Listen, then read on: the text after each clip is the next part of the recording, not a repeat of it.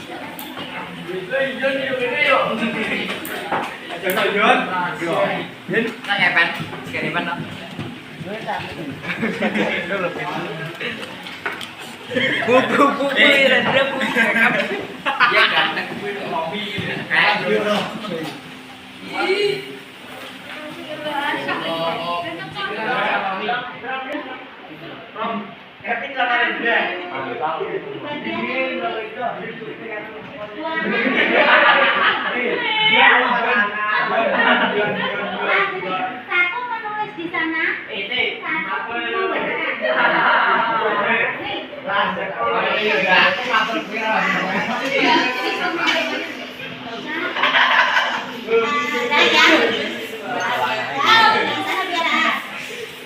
jadi ini keyakinan kelas yang ditulis teman-teman kalian. Jadi keyakinan sendiri kemudian kita satukan menjadi satu keyakinan kelas. Bisa ditulis di sana. Ya, apa itu? Baca. Jaga kebersihan kelas.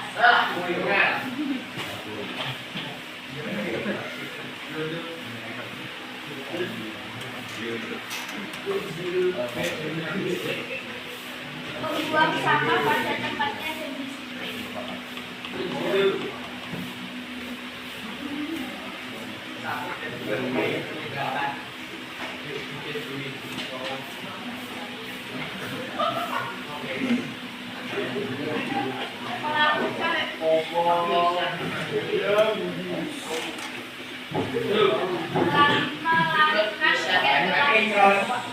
Melakukan piket sesuai jadwal yang dibuat.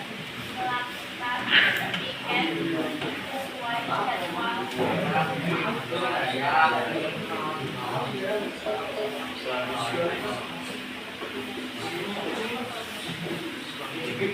Saat guru sedang menerangkan pembelajaran.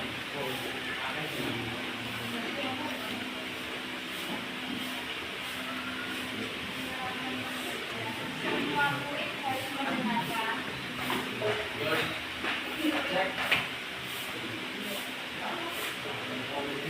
Berangkat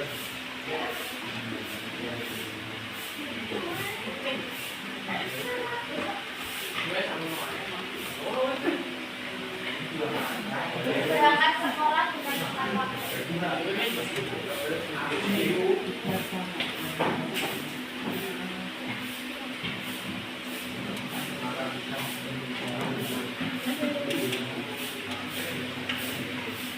Hormati guru.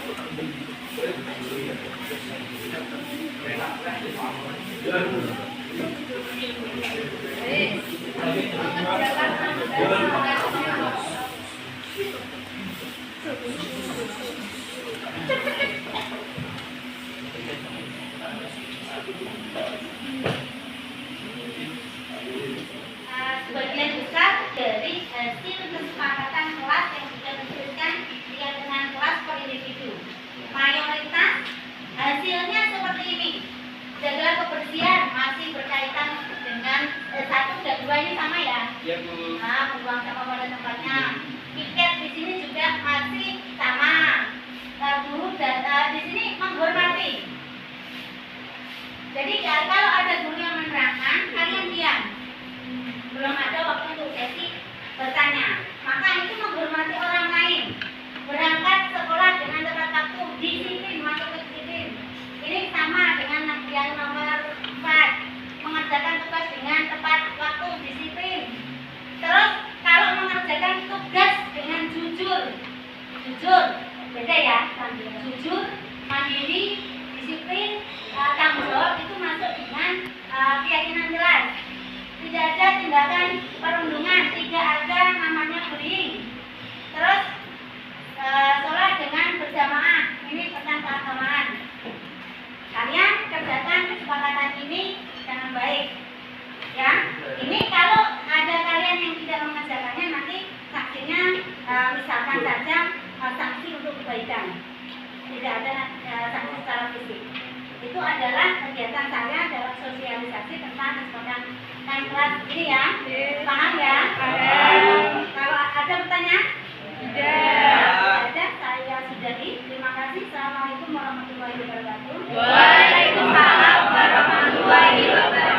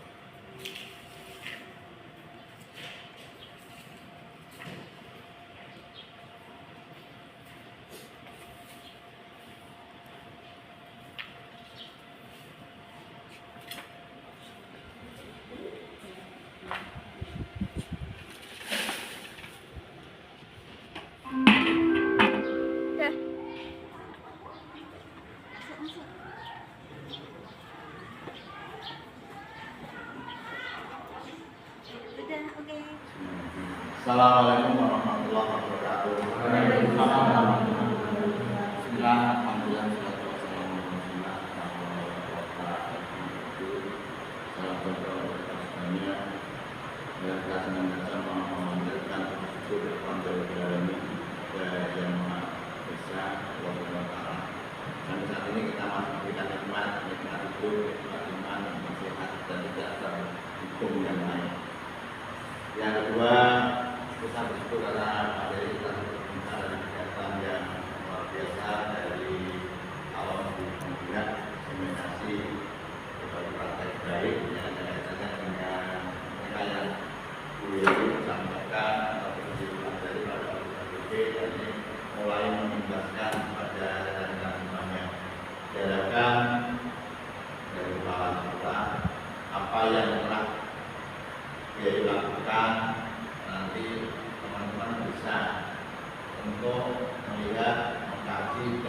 ide menciptakan ataupun punya inisiatif ide-ide yang baru supaya satu bisa memiliki ide yang juga lebih benar, yang kedua bisa untuk mengembangkan, karena tiga hal yang ada kaitannya dengan pelajaran mungkin kesempatan sebagainya atau yang lain tertentu ini kita.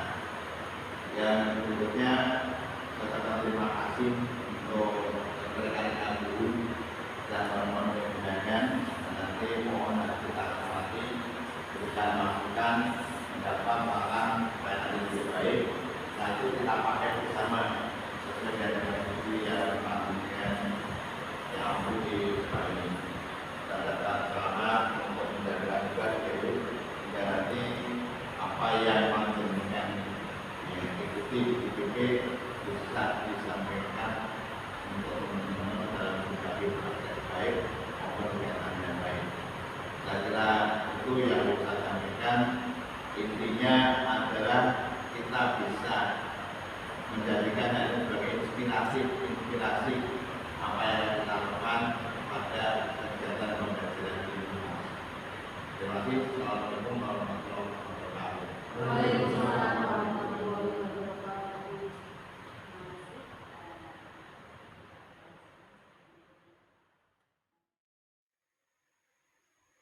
Assalamualaikum warahmatullahi wabarakatuh. Waalaikumsalam warahmatullahi wabarakatuh. Selamat pagi Bapak Ibu semuanya. Terima kasih pada hari ini sudah hadir untuk mengikuti kegiatan aksi nyata diseminasi budaya positif tahun berpenggerak angkatan 10 SMA Negeri 1 Gerobokan pada tanggal 7 Juni 2024 dalam keadaan sehat.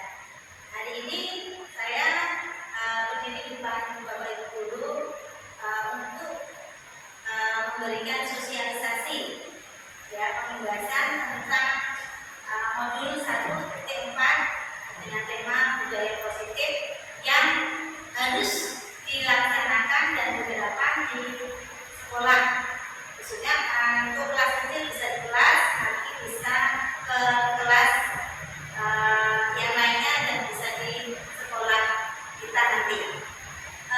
Untuk selanjutnya, untuk kegiatan kita kali ini, mohon dengan sangat Bapak Ibu guru untuk HP-nya bisa di silent ya. Terus nanti bisa kegiatan 1 jam ini bisa dipakai untuk pembahasan tentang materi yang sekiranya bisa diambil dan bisa diterapkan di sekolah. Kegiatan kali ini tentang budaya positif nanti latar belakang manfaat tujuan.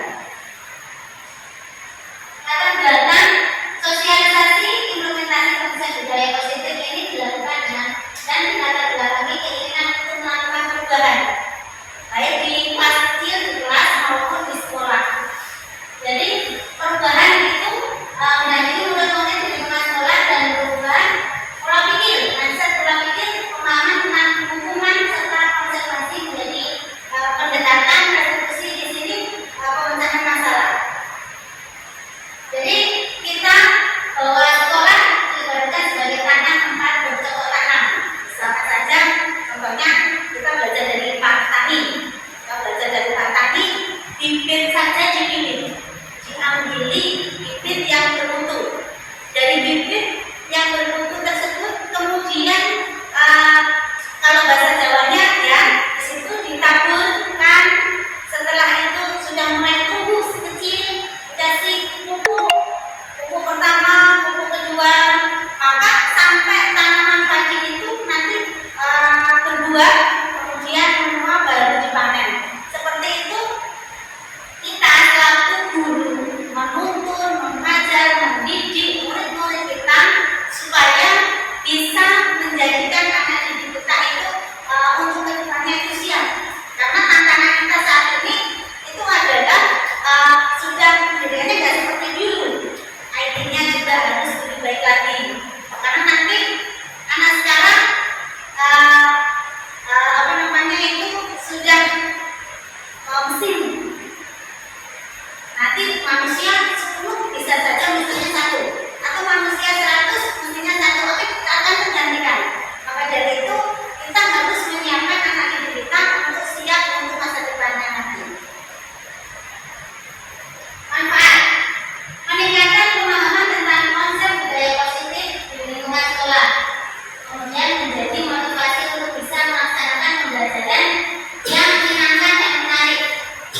tidak mampu menjadi sarana untuk menanamkan disiplin positif dan nilai kebajikan pada murid di sekolah. Jadi di sini budaya positif bisa diterapkan dari kebiasaan kecil itu, kemudian dari kebiasaan membentuk karakter siswa. Budaya positif itu penting diterapkan di sekolah, di rumah, dan di masyarakat. Kenapa? Karena kalau dari kecil saja karakter yang tidak bagus dibiarkan, nanti akan menjadikan anak tersebut berperilaku tidak baik. Akhirnya kalau perilakunya tidak baik dan tidak segera diatasi, dia akan menghalalkan segala cara untuk mencapai tujuan. Jadi di sini motivasi perlu diberikan dari dalam dan dari luar. Dari dalam diri sendiri. Saya mau apa? Saya mau diarahkan kemana ini? Mau jadi apa? Kita harus punya motivasi. Ini namanya motivasi intrinsik. Tapi kalau motivasi ekstrinsik dari Bapak Ibu guru, dari masyarakat, dari keluarga, jadi itu motivasi dari luar yang menjadikan anak tersebut mampu untuk bisa berkembang. Jadi menjadi sarana untuk menanamkan disiplin. Saya di sini bahasanya membantu anak-anak didik untuk bisa menjadikan mereka terjadinya perubahan. Karena sekolah ini kan pendidikan yang kedua. Pendidikan yang pertama adalah rumah. Kemudian pendidikan yang kedua sekolahan. Sekolah di sini melengkapi saja. Kemudian ada yang dari lingkungan sekolah itu nyambung kepada lingkungan masyarakat. Jadi tidak bisa dipisah-pisahkan. Tujuannya menciptakan lingkungan sekolah dengan budaya positif yang baik. Jadi budaya positif yang baik menghormati Bapak Ibu guru. Jika tidak ditanamkan dari sekarang, nanti lama-lama kalau orang tua sudah tidak dihormati, guru tidak dihormati, kemudian dengan masyarakat yang lain seperti apa? Jadi seolah-olah individu nanti yang muncul. Maka dari itu bahwasanya budaya positif, menghormati orang tua, menghormati guru itu perlu ditanamkan. Terus menjadikan disiplin positif dengan nilai kebajikan universal sebagai kebiasaan yang baik bagi murid-murid di sekolah. Seperti membuang sampah pada tempatnya, bukan atau tidak boleh terlambat. Jadi bahasanya diganti kalau di nanti ada kesepakatan kelas tepat waktu. Jadi datang tepat waktu.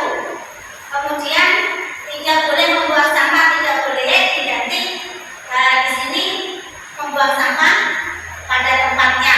Jadi bahasa tidak atau jangan kalau di dalam restitusi penyepacaran masalah di sini menghilangkan kata jangan, tapi mengajak anak-anak kita itu supaya tahu bahwa saya di sini jangan itu kalimatnya negatif, kalimatnya mengarah ke hal yang negatif.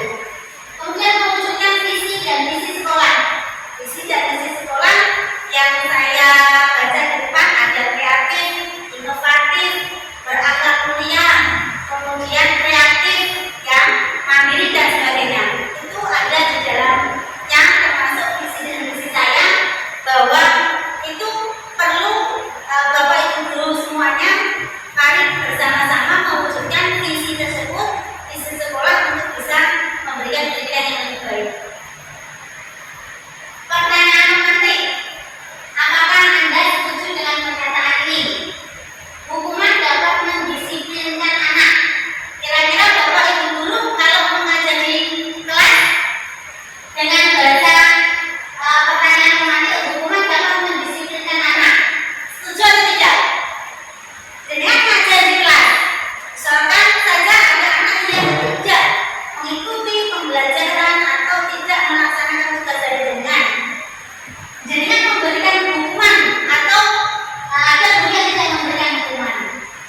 Kira-kira hukuman dapat mendisiplinkan anak itu dengan setuju atau tidak?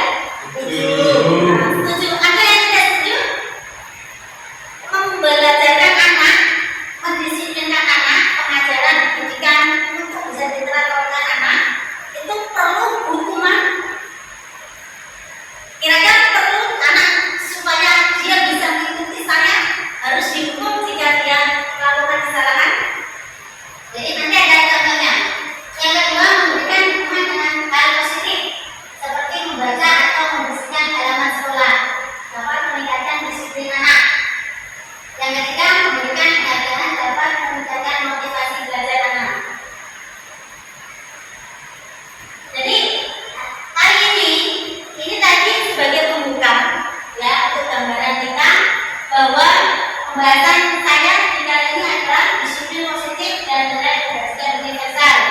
Yang kedua, teori motivasi, hukuman, keadaan dan restitusi. Kemudian keyakinan kelas. Yang keempat, kebutuhan dasar manusia. Yang kelima, restitusi 5 posisi kontrol. Yang keenam, restitusi segitiga restitusi. Yang pertama, ya, materi yang pertama, disiplin positif dan nilai-nilai kebajikan. Jenengan sudah mengajar selama berpuluh-puluh tahun di sini. Kira-kira kita mengenal namanya disiplin. Oh, anak itu tidak disiplin. Oh, anak itu disiplin. Kira-kira mungkin ada salah satu bapak ibu guru yang mau memberikan penjelasan. Seperti apa tuh disiplin itu? Ada? Siapa yang mau memberikan kesempatan bapak katakan apa itu disiplin? Oke, monggo Bu Eni. Terima kasih. Disiplin ini di dalam aturan satu PP.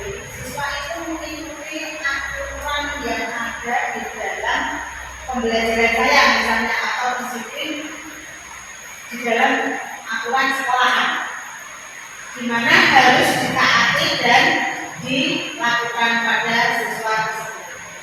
Terima kasih dari pembahasan disiplin menurut arti dari Bu Eni. Mungkin ada yang lain atau cukup satu saja? Jadi disiplin. Ini ada paradigma ya. Contoh misalnya saja nanti akan tahu apa itu disiplin. Anda dan teman Anda akan melakukan kegiatan cobalah buka. Anda adalah A. Tugas Anda adalah mengumpulkan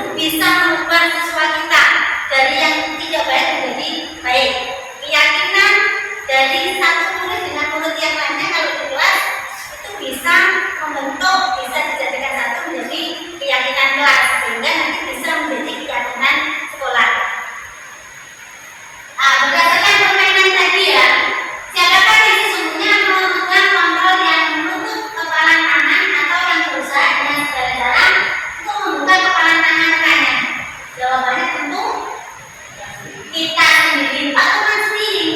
Kenapa? Itu kan saya, itu saya sendiri. Ya, sama halnya dengan murid.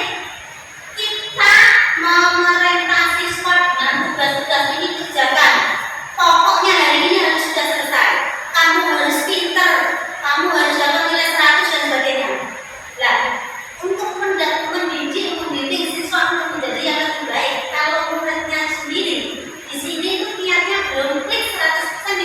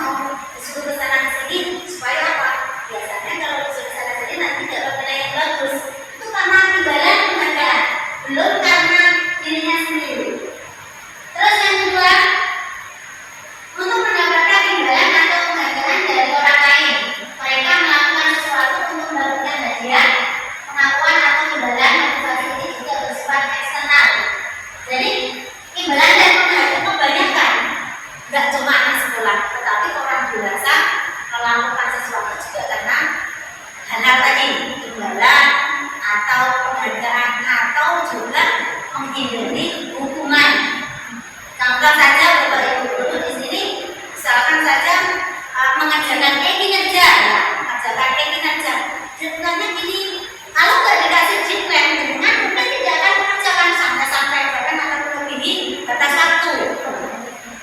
Ya, jadi karena ada nanti kalau tidak dikerjakan akan dipanggil oleh BKD atau bahkan nanti didamping akan tunjangannya tidak akan turun. Karena jenengan takut tadi, hukumannya tidak secara fisik, ya hukumannya tidak secara fisik, tetapi karena hukuman saya mengerjakan sesuatu karena menjelempung tunjangan tidak betul, dan lain sebagainya, masih berkaitan dengan kehidupan dari tugasku, tak kerjakan sedikit-sedikit, itu masih ada gitu ya, tapi juga sama, menurut juga begitu. Saya mengerjakan tugas biar mendapatkan nilai bagus, biar nanti naik kelas juara 1 karena tuntutan dari orang tua. Yang ketiga, untuk menjadi orang yang mereka inginkan dan menghargai diri sendiri dengan nilai-nilai yang mereka percaya. Mereka melakukan sesuatu karena nilai-nilai yang mereka yakini dan hargai, dan mereka melakukannya karena mereka ingin menjadi orang yang melakukan nilai-nilai yang mereka yakini. Motivasi yang akan membuat seseorang menjadi disiplin positif karena motivasi perilakunya bersifat internal bukan eksternal. Nah, ini yang penting. Tidak hanya siswa, tidak hanya bapak ibu guru, siapapun itu, mau guru, mau siswa, mau kepala sekolah, maupun yang lainnya, melakukan sesuatu itu harus dari dalam diri sendiri. Semua punya tanggung jawab berbeda masing-masing, maka tidak perlu pakai digoyang-goyang. Ini tugas dikerjakan, selesai nanti dapat tugas baru lagi, jadi tidak terbebani dengan tugas yang sebelumnya. Itu harus dari dalam diri, bukan meskipun kita juga butuh suntikan motivasi dari orang lain. Nah, jadi ini ya di sini sebagai seorang guru, Anda saat Anda habis mengajar kelas, tepat waktu, motivasi apakah yang mendasari tindakan Anda? Maka Anda datang tepat waktu karena tidak ingin ditegur oleh atasan dari bapak kepala sekolah, kemudian mendapatkan surat peringatan dari atasan dari bapak kepala sekolah, entah itu ya, atau Anda ingin mendapatkan ujian dari bapak kepala sekolah yang mendapatkan penghargaan sebagai guru atau karyawan berprestasi, atau Anda ingin menjadi orang yang menghargai waktu, menghargai diri Anda sendiri sebagai teladan bagi murid-murid karena Anda percaya tindakan Anda sebagai guru akan dicontoh oleh murid-murid Anda. Menghargai nilai-nilai dari diri sendiri, manakah motivasi yang paling kuat mendasari tindakan Anda atau bahkan kombinasi dari dua motivasi atau bahkan tiga-tiganya? Pak Wahyudi, Pak Wahyudi masuk di kelas tepat waktu? Bagus. Terima. Pak Wahyudi masuk kelas tepat waktu karena memang tugasnya atau takut sama Pak Kepala Sekolah? Tugasnya. Ini betul ya, karena Pak Guru jam 7 masuk, ya, jam 7 masuk, otomatis langsung mengerjakan tugas, mengajar di kelas. Itu supaya Pak Wahyudi bisa melaksanakan sebagai guru profesional, tidak karena nanti aku duduk sama Pak Kepala Sekolah. Alasannya apa, Pak? Alasannya jenengan jam 7 masuk kelas, alasan jenengan apa? Takut rasa. Tugas dulu ya kita apa nanti saya anak kita itu lebih baik karena itu merupakan sebagai guru yang merupakan umpan dan setelah waktu ya harus kita di apa istilahnya ya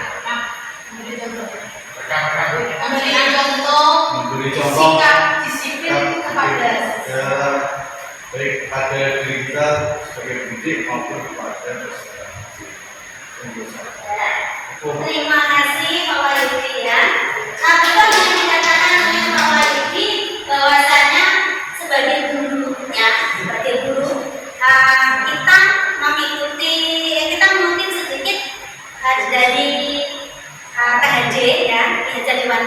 bahwasanya yang soalnya di sini kita sebagai guru di depan sebagai contoh atau panutan atau model, di tengah sebagai motivasi murid kita.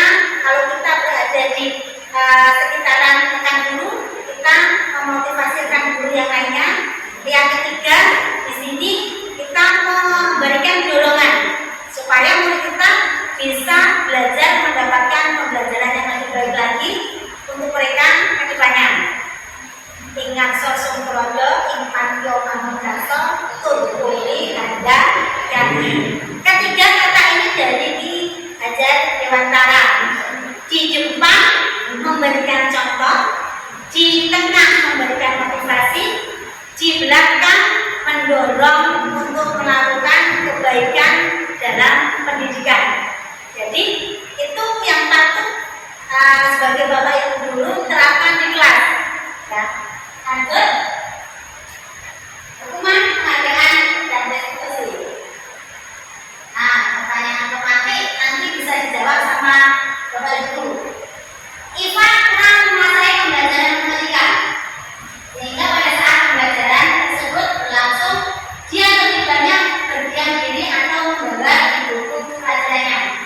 Pada saat guru matematikanya, Pak Seno, menanyakan pertanyaan Ivan menjadi buku dan tak sengaja menjatuhkan tasnya dari kursi, serta tiba-tiba menjadi gagal pada saat upaya menjawab.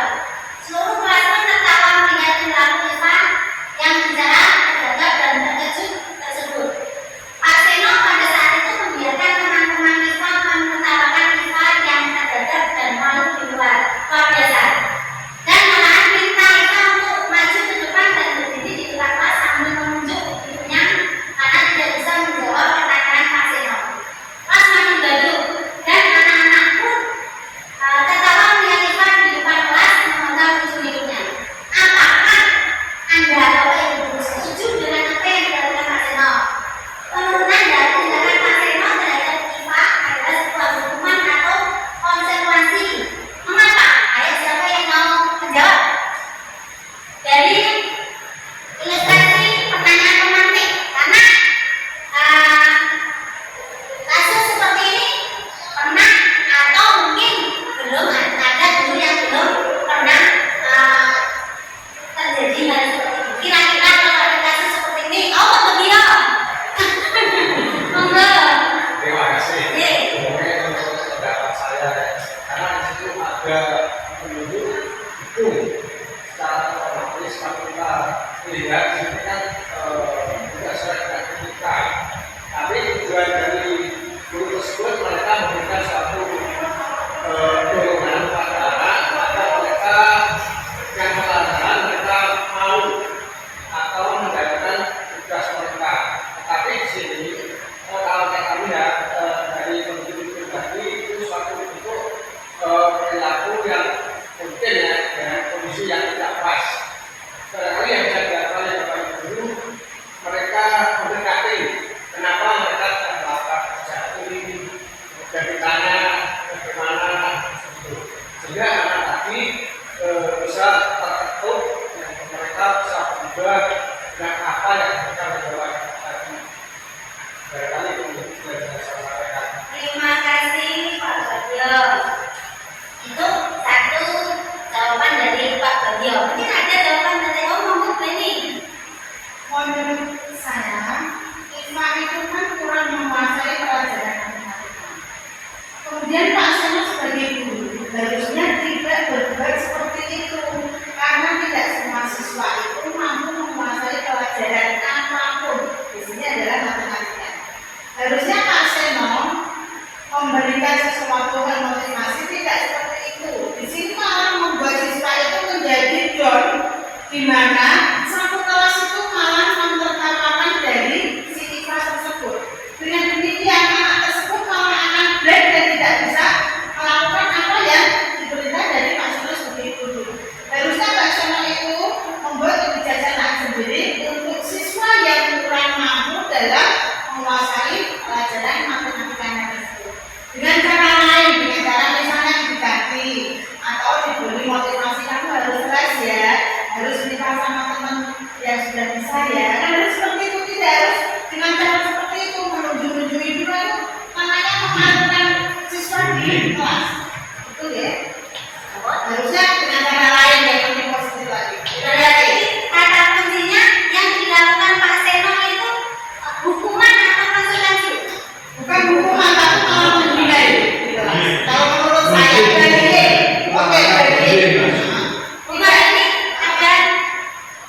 situ pertanyaannya kan Nah, ada dua, ya, ada dua saya itu karena ada dua jawaban.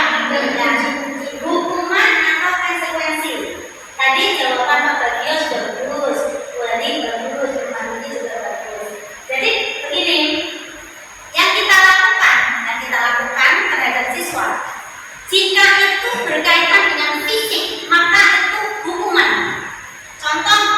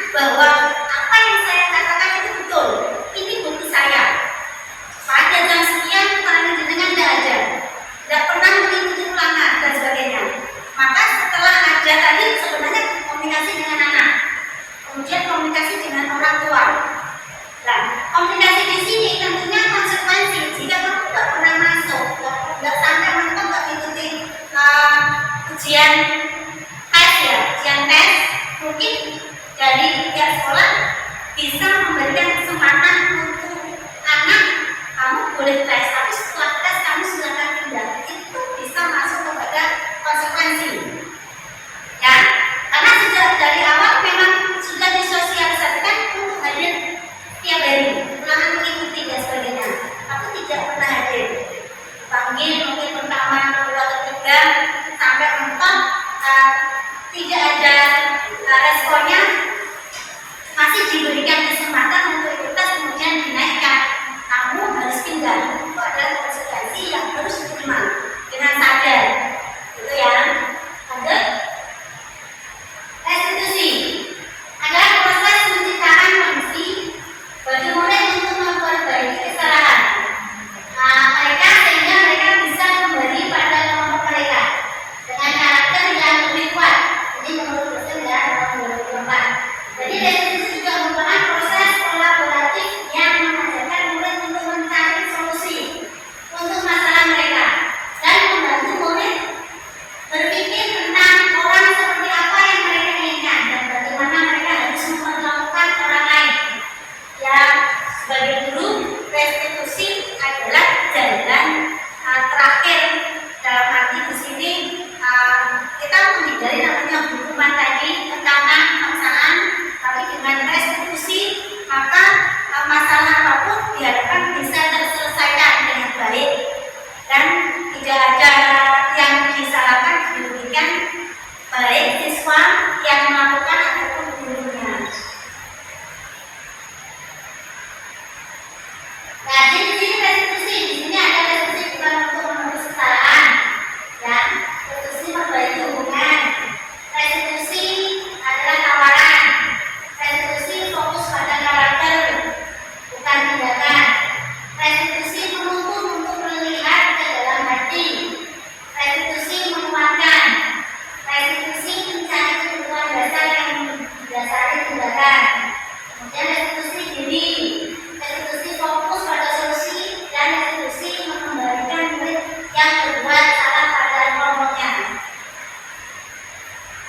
Hukuman atau konsekuensi tadi sudah dijelaskan, mencatat 100 kali itu sudah termasuk hukuman, lari lapangan juga termasuk hukuman, di depan kelas ya sambil pegang telinga juga termasuk hukuman secara fisik.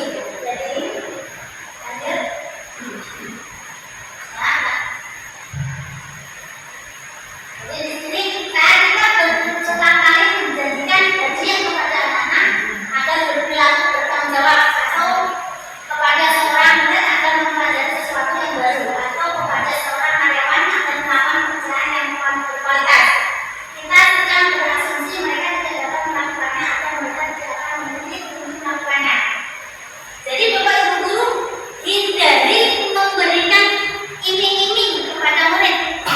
Nanti kalau kami mengerjakan semua, tak kasih hadiah, entah itu makanan, entah itu hadiah dalam wujud lain, barang-barang yang lain. Hindari. Kenapa?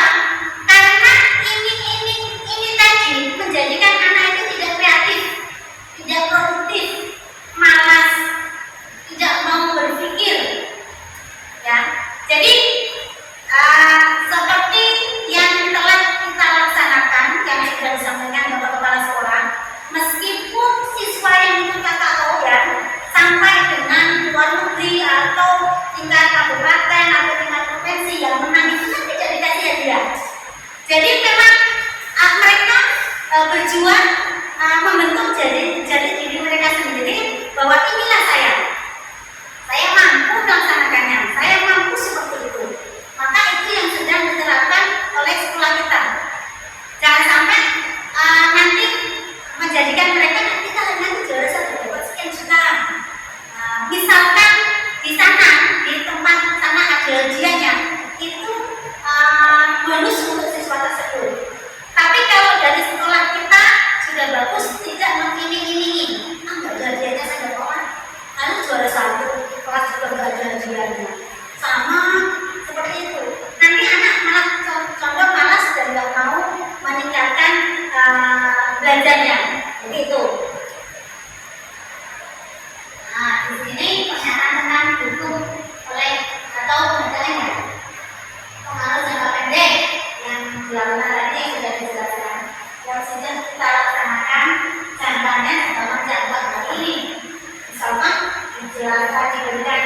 penjelasan dari keamanan bahwa PKB tidak seperti itu, tapi harapannya untuk jangka panjang.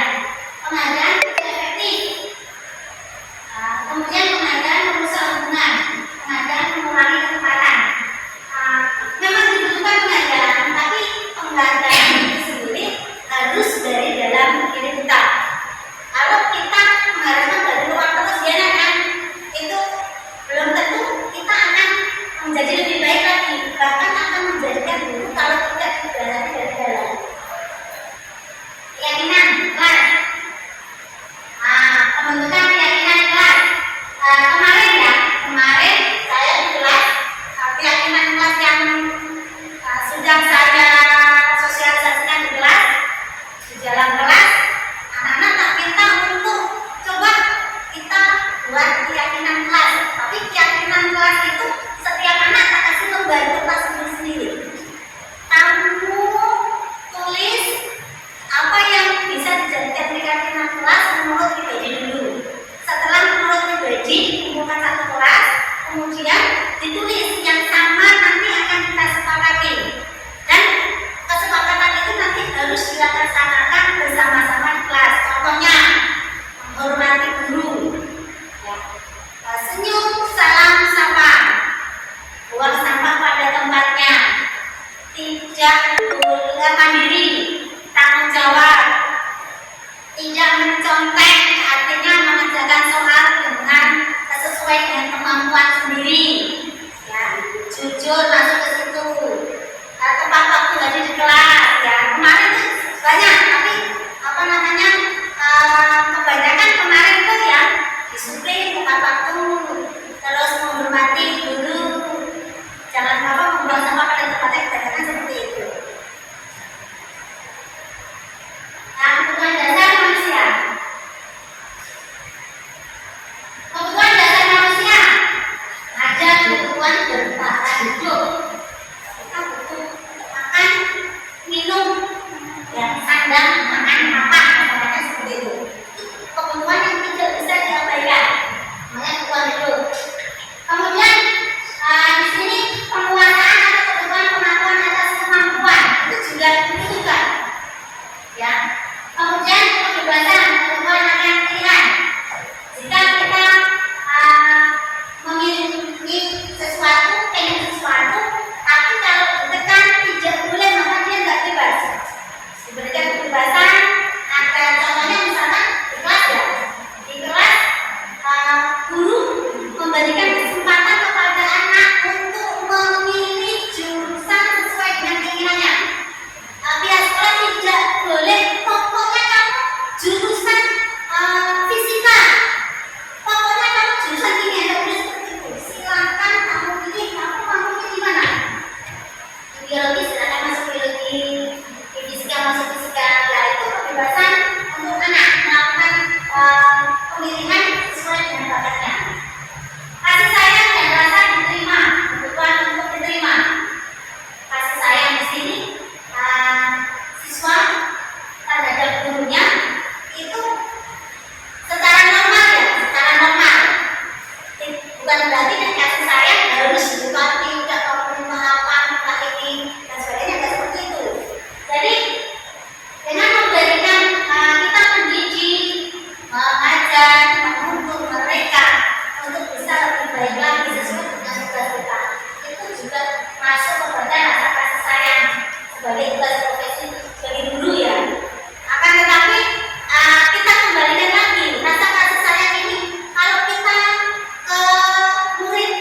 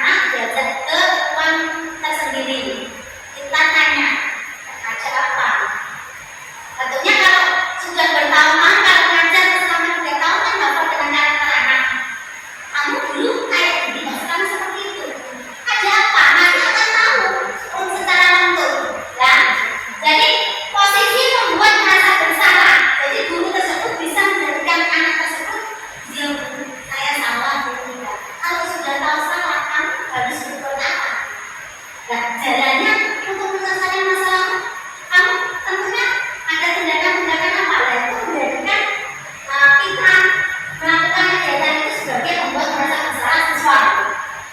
Posisi teman kita mendekati, kamu ada apa tadi sebagai teman, sebagai pemantau, warna itu misalkan pakai seragamnya kok roknya agak tinggi.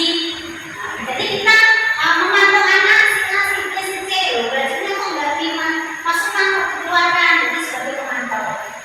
Kemudian sebagai manajer, dari sekian posisi ini yang paling bagus adalah sebagai manajer. Untuk sebagai manajer kan itu posisinya kepala sekolah, bapak ibu guru juga bisa menjadi di posisi manajer. Karena di posisi manajer ini posisi yang paling baik untuk melakukan penyelesaian masalah dari tindakan-tindakan tersebut. Bisa menjadi posisi yang lainnya, tapi yang terbaik adalah posisi manajer. Kalau di posisi manajer tentunya tidak bisa mengerjakan mencari solusi dengan secara individu, tapi memainkan dengan yang lainnya, orang tua. Kalau kita sebagai guru berposisi manajer harus melibatkan kepala sekolah. Jadi kemudian akan melibatkan rekan sejawat. Kira-kira bagaimana bisa melakukan manajemen diri dan bisa menyelesaikan masalah siswa tersebut untuk tidak melakukan perbuatan-perbuatan yang melanggar, itu ya. Nah, lanjut. Membuat merasa bersalah, lanjut. Itu sudah dibahas. Maka sudah. Manajer sudah. Nah, segitiga restitusi. Nah, di segitiga restitusi, kembali lagi. Ya. Jadi di sini segitiga restitusi ada satu menstabilkan identitas. Di sini terbuat salah satu salah itu tidak ada apa-apa, tidak ada manusia yang sempurna. Saya juga pernah melakukan kesalahan seperti itu. Jadi itu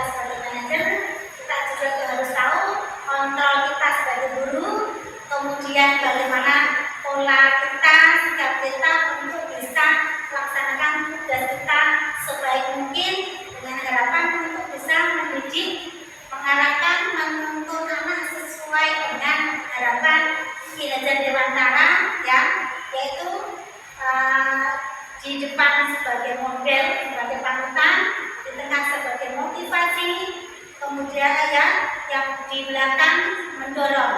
Jadi itu wajib kita berikan untuk murid-murid kita agar dengan ikhlas tentunya sebagai guru, bukan sebagai beban. Karena kita mendidik sampai nanti usia kan pensiun 60 tahun. Dan 60 tahun otomatis kalau kita nggak ikhlas tidak akan di sini tuh berundel. Laksanakan tugas kita sebaik mungkin dengan ikhlas, dengan jujur, dengan amanah, nanti semuanya akan mudah. Jadi itu ada pertanyaan Bapak Ibu Guru? Tidak ada? Betul? Kalau tidak ada, saya sudahi. Terima kasih. Semoga apa yang sudah saya sampaikan bisa bermanfaat untuk jenengan semuanya. Ya. Jadi harapan saya setelah ini ada Bapak Ibu Guru yang segera mendaftarkan diri untuk bisa mendapatkan pendidikan di guru penggerak supaya bisa meningkatkan keterampilan, pengetahuan dan ilmu. Monggo diangkat aja P12. Terima kasih. Assalamualaikum warahmatullahi wabarakatuh.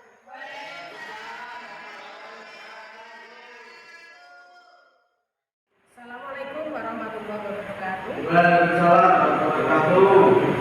Saya Madini, guru dari SMA Negeri 1 Bulikan. Saya merupakan salah satu teman dari Ibu Yeni Susenowati Sarjana Pendidikan.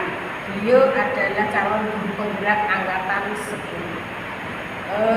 Saya sudah menyaksikan atau mengikuti diseminasi yang dilaksanakan oleh Ibu Yayu pada hari Jumat tanggal 7 Juni tahun 2024. Dari hasil penyampaian beliau, kami, terutama saya, sudah lebih tahu apa itu tentang disiplin positif.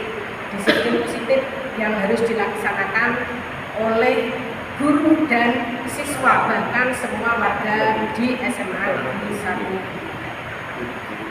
1. Yang sudah disampaikan oleh Bu Yayu Susenowati sudah sangat jelas, sudah mantap. Semangat untuk Ibu Yayu Susenowati. Sekian, terima kasih. Assalamualaikum warahmatullahi wabarakatuh. Assalamualaikum warahmatullahi wabarakatuh. Perkenalkan, nama saya Indah Sulistioningrum dari kelas 11-1.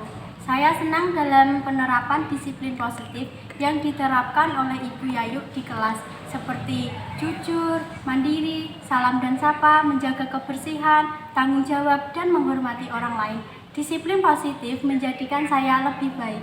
Wassalamualaikum warahmatullahi wabarakatuh.